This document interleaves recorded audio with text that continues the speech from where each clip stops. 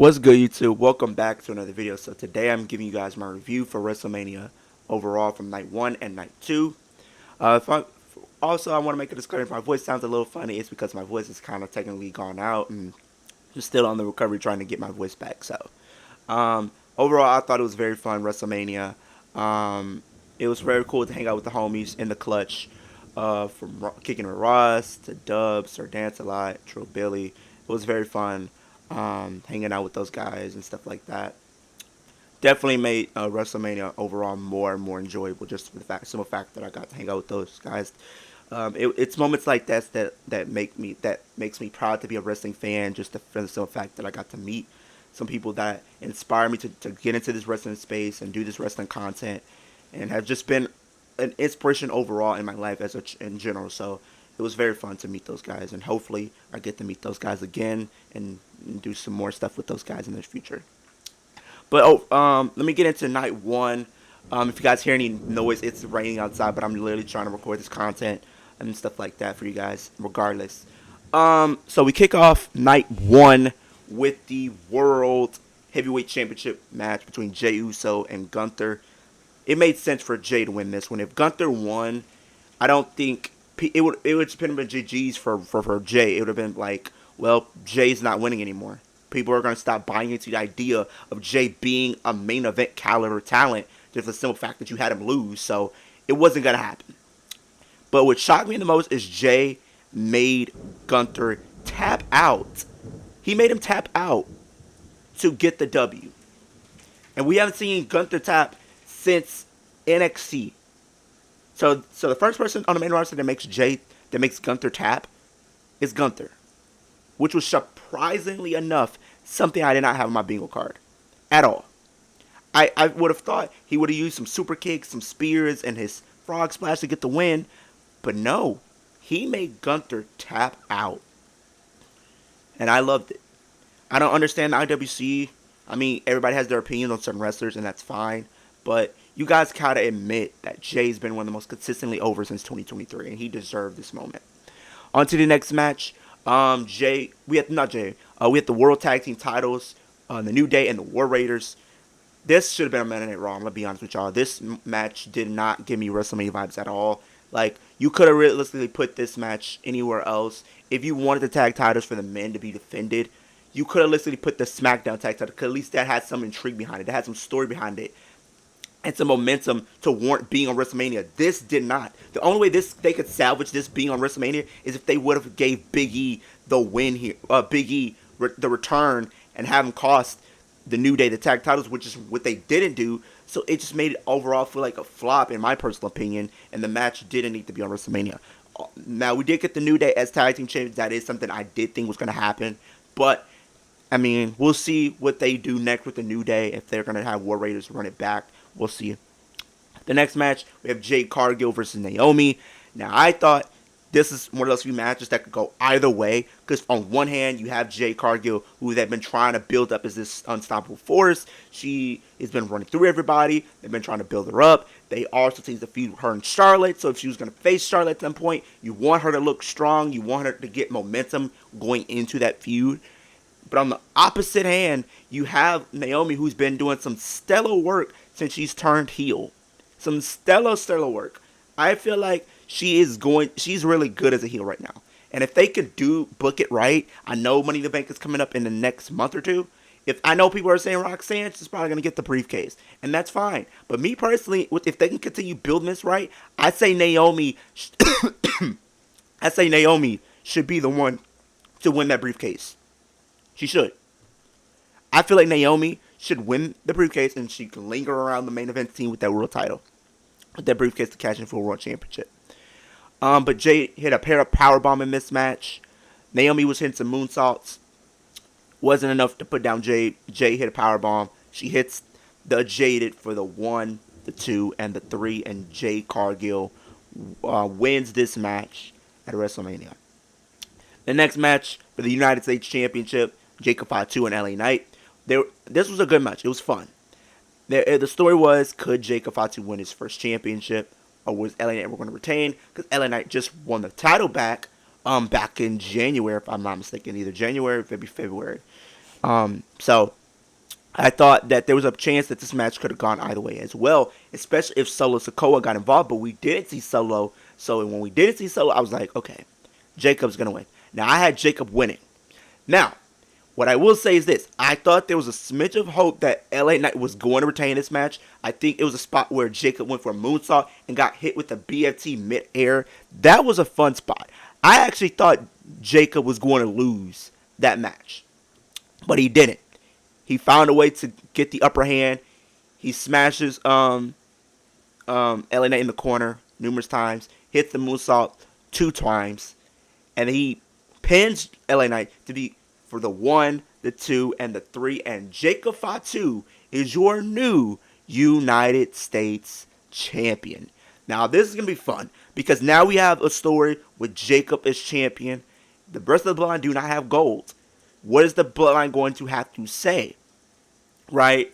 And what is Solo going to have to say? I know we're going to be building a narrative between Solo and Jacob, which is going to happen at some point.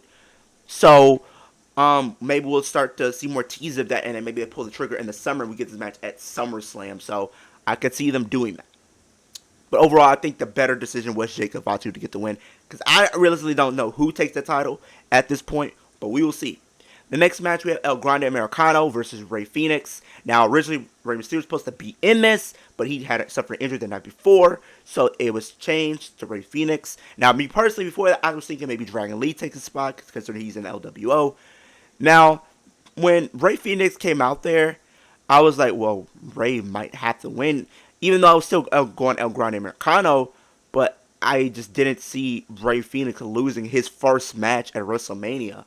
I really didn't. I feel like if you're bringing him in, you want to make a big deal out of him, and they have been, but it made sense for Rey Fenix to probably get the win, considering he got eliminated like in a screwy fashion by El Grande Americano. Now, I will say that they did protect Rey Fenix in defeat here by having El Grande Americano have the metal plate to give him the upper hand in this match and stuff like that. So, but we'll see what comes out of this, and we'll see if they continue this feud at some point. The next match for the WWE Women's Championship, we have Tiffany Stratton versus Charlotte. This was a good fun match. It was slow, but it picked up towards close to the end when we got different spots. I had Charlotte potentially winning this. I just felt like they were probably going to do Tiffany. But it made sense Tiffany retained, because if you look at how they were doing night one, we were seeing so many title changes. One of them had to change hands. And we saw Tiffany retain. Now, this does a lot for her. She's beaten a household name. She's beat one of the biggest in the company. This gives her a lot of credibility and momentum going forward, the fact that she defeated Charlotte. Now, the question is, does this feud continue? Possibly. Now, I thought Charlotte was going to potentially win. She had her in the figure 8 twice throughout this match. She hit her with a natural selection from the top rope, which I thought would have probably been GG's for Tiffany, but she found a way to retain. And I'm happy that they had Tiffany retain here. It made all the sense in the world for her to retain, and I'm hoping to see what they do with her next as we head into the summer months and stuff like that. And then the main event. Triple threat. Seth Rollins, Roman Reigns, and CM Punk. Seth Rollins comes out with the all-black attire, but the lights go out, and they come back on. Seth Rollins has an all-white attire, giving me vibes of when he was the Messiah Seth Rollins, when he would wear gear like that. So I was thinking maybe we're getting some glimpses of that. Then we get Roman Reigns coming out, and everything like that. He comes out in the J's. You know I love me some J's and stuff like that. Then we have Punk come out with Paul Heyman and the band that sings this time. I think it's Live in Color. And then we get the match started.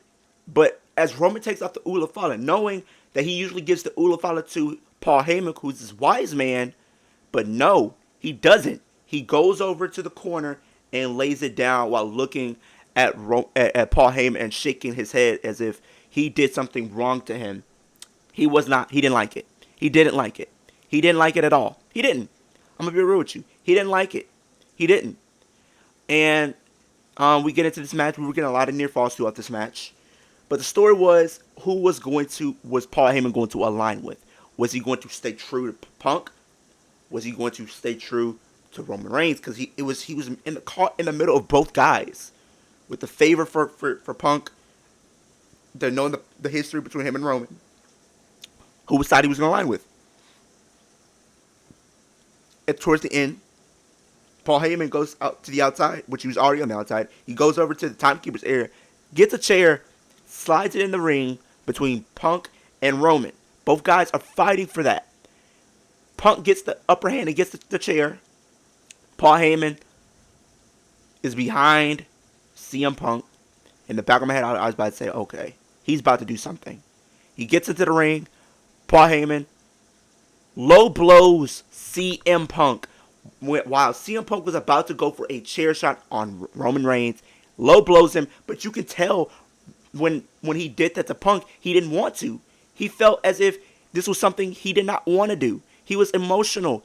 He didn't want to bring himself to a point where he had to do that.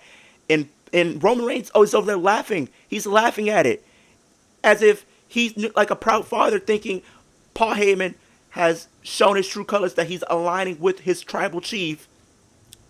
Paul Heyman gives Roman the chair to go over and hit Seth, because Seth is starting to make his way up.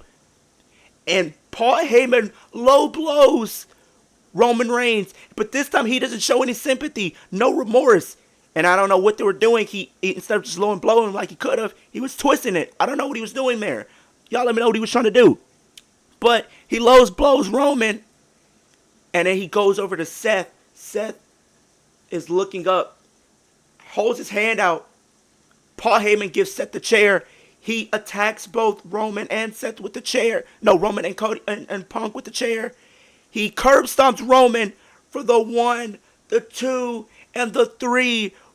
Seth Rollins wins with the assist of Paul Heyman. Paul Heyman was in the corner sitting and watching all of this play out before his eyes. He was sitting watching before his own eyes that Seth Rollins beat Roman Reigns. He's pinned Roman Reigns yet again. Now this is going to create an interesting narrative. Punk is going to be out for revenge. You know that. Roman, when he comes back, he's going to try to murder Seth Rollins and Paul Heyman. I honestly think they could set something up between Seth Rollins and Roman Reigns at SummerSlam, because you know it's 2 nights.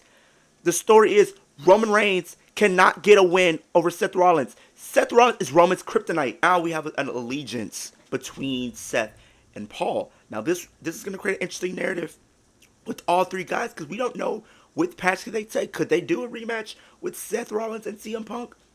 Possibly. I can see them doing that maybe going into the summer, and then at SummerSlam we could do Roman and Rollins, which I think would be an interesting story to tell, and then we can go from there. But I also think we could see Seth Rollins get in the mix for the World Championship now that we know Jey Uso is World Champion. This might be one of his toughest matches to date if he's going to be able to survive all of that and retain the championship. But I'm going to say this on top of that.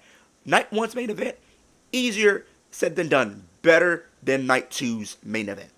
Now on to Night 2, we kick off with the Women's World Championship between Io Sky, Rhea Ripley, and Bianca.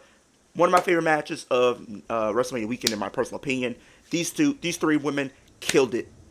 This is what I was talking about. This is what WrestleMania 35's main event should have been. This right here. If it would have been like that, that would have been one of the best main events of all time. But unfortunately, it was not. Now, we have Io Sky, the champion. We knew the story was going to be between Rhea Ripley and Bianca trying to get the upper hand on each other. We were seeing them spam finishers trying to get the upper hand and stuff like that. They were treating Io Sky like the third wheel of this whole thing, literally belittling her, trying to little bro her. But Io was not having it with none of them. She wasn't having it. She wasn't. Then we seen towards the end, Bianca hits the Rhea with the KOD, but Io from the top rope hits the moonsault on Bianca to hit the 1, 2, and 3, and Bianca loses. She gets pinned at WrestleMania. Io Sky is still your champion. So the question is, what do you do now? Do you just have, Bianca go back to SmackDown, and I think she gets back into the Jade Cargill feud and stuff like that, because, there's some real story there. And I think what they do is do Io and Rhea setting that up for Backlash, because that is in like 2-3 weeks from now. So you can definitely set that up at the next pay-per-view.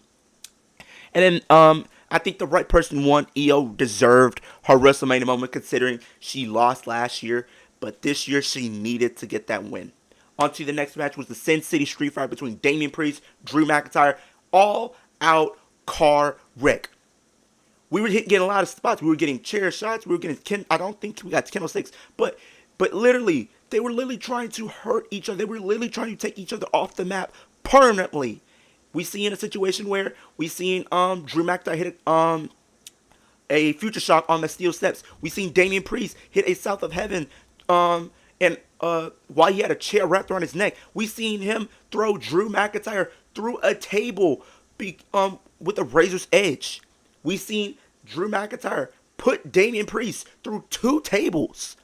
And then towards the end of the match, he Claymore kicks Damian Priest into a chair in the corner that was propped up in the corner. Claymore kicks him to get the 1, the 2, the 3. He needed to get this win. Drew McIntyre has came off a losing end of the CM Punk feud. He needed to get his win back. After coming up short all these times and Drew McIntyre and Damian Priest being the guy that just always has the upper hand, he needed to get this win to reestablish himself, and he did just that. This match was really fun. The next match, the Intercontinental Championship between Braun Breaker, Finn Balor, Penta, and Dominic. This was a fun match. Really fun. I enjoyed this from start to finish. The story with this was Dominic and Finn going to coexist, and they were for the most part throughout the first half of this match. But Dominic tries to attack Finn, and he does. He tries to go for a 619, but Finn Balor catches him. He got caught. Finn Balor looks at him. What are you doing? And he attacks Dominic Mysterio. And then you got Carlito on the outside trying to make peace, and then trying to literally help the Judgment Day, at least make sure one of them got the win. And then he takes out Penta when he looked like he was about to pin Finn.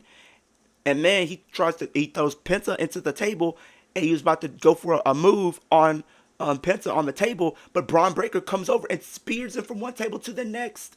He runs from one table and spears him. This another week, Carlito's getting packed up by Braun Breaker. And then, as we get back into the ring, we see Braun Breaker spear Penta. Dominic Mysterio looked like he was going to go for a splash. Finn Balor caught him. He's attacking Braun Breaker. He hits him with the coup de grace. But literally, when he's going to go for the pin, Dominic Mysterio hits a frog splash on Finn Balor to get the 1, the 2, and the 3. Dominic Mysterio is your new Intercontinental Champion. This is going to make us some really interesting television because now Finn Balor's going to feel some type of way. He makes his WrestleMania debut facing Randy Orton. What more needs to be said? Now, Randy got the win, of course, and as you should, because you're trying to build him up. But I thought the match would have probably been on a little bit longer. I think it was like less than 8 minutes. Yeah, let me know in the comment section down below how you feel about that match. But then, I thought overall the match was really fun. It was really, really fun. And then the next match, we have AJ Styles and Logan. Logan, I thought was going to lose. I thought I had AJ winning. But we got shenanigans in this match with Karrion Kross, which paid dividend in the favor of Logan, which kind of I should have seen coming, honestly. I should have seen it coming. I really should have seen it coming. I went with AJ because he hasn't won since 37, so I'm thinking, well, maybe Logan needs to get a loss here, considering he's been on a streak like since WrestleMania 39 because he won at 40 and now he's won at this one, so maybe we'll see that at some point. And then the next match for the women's tag team titles, we have Liv Morgan and Raquel versus Ladder Valkyria, and to be determined. Bayley was going to be in the spot, but she got taken out, so now Ladder had to find a partner. And who was her opponent or her partner? The returning Becky Lynch. Now, Becky Lynch was rumored to be at WrestleMania. They said she was going to be in a physical aspect. So it gave me reason to believe that this was probably going to happen. You have Becky Lynch come out to a really huge pop, probably one of the biggest pops of the night. Oh, not the biggest pop, because I think that still goes to Dominic for sure, but still a great pop for her coming back after being away for almost a year. Now, this is my thing. I at first I didn't like it, but after looking at it and talking to people, I have a different perspective. Now, if this is part of a bigger story that we're going to tell, fine. But at the same time, it's like Becky comes back, gets the title. Like, you know what I mean? I feel like if they would have built it up a little bit more, or Becky would have came back earlier in the year, and then we set this up for at least a month or two, then I'm okay with it, because at least would have been built up.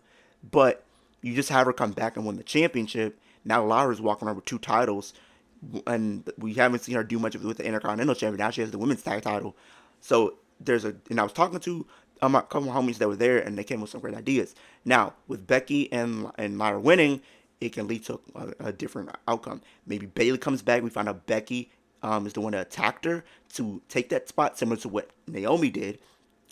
Or we see Becky just straight up turn on Lyra and cost them the tag titles at some point. Maybe the thing with Becky, she's trying to take everything from Lyra. Maybe that's the story that we're going to tell. Becky trying to take everything. Maybe we'll get a rematch between Liv and Raquel when they take the tag titles back. Or we could see Lyra lose the Intercontinental Championship to Liv Morgan, and then we just get a straight up one-on-one feud between Lyra and Becky, which I would not be mad at, because I think the story doesn't necessarily need the title, because we know the history. So why not do it that way? Why not give Liv another big win in her under her belt and stuff like in her career? And then I did see that early in the day. I didn't catch all of the Slammy Awards, but I do know Liv Morgan won the Women's Star of the Year. And for me personally, I'm not saying this and just to be negative or anything like that, or just to sound like a glazer, but I'm just saying, if you win Superstar of the Year, you should not be losing like that, the way that she did. You shouldn't be losing. You should be doing some bigger things. And maybe with them having her drop the tag titles, maybe this is part of that story, that part of that narrative where they could be doing something bigger and better, which is something I hope that they could be doing. Maybe this is all part of the Judgment Day thing where everybody's about to turn on Dominic. Maybe that is what they're about to do. We will see. But I think overall the match was okay. It could have been better and whatnot, but I, it is what it is. And in the main event, Cody Rhodes versus John Cena. Like I said, this main event was not as good as night one's. In my personal opinion, it wasn't. Cody Rhodes couldn't go to that place that he needed to go. He had the title in his hands to literally smack John Cena, and we didn't even get the Rock, which is shocking enough. I would have thought we would have gotten the Rock here, but we didn't. Then we did get Travis Scott. Travis Scott got the receipt like he should have. And then John Cena ends up low blowing Cody because Cody just has to do everything the quote unquote nice way. And it costed him. He got low blowed. He smacked the title across the head. And then the ref gets back in the ring. 1, 2, 3. And John Cena's your new world champion. Your new world champion. I'm all for it. I'm all for John Cena being your new world champion. He's gonna be on Raw tonight. We'll see what he has to say. But y'all let me know in the comment section down below. What are your thoughts and opinions on WrestleMania as a whole? Are you thumbs up, thumbs down, or in the middle? Let me know in the comment section down below. Road to 2,000, ultimately 10,000 by the end of 2025. With that being said, hope everyone has a great day, great rest of your week, and I'll see you guys in the next video.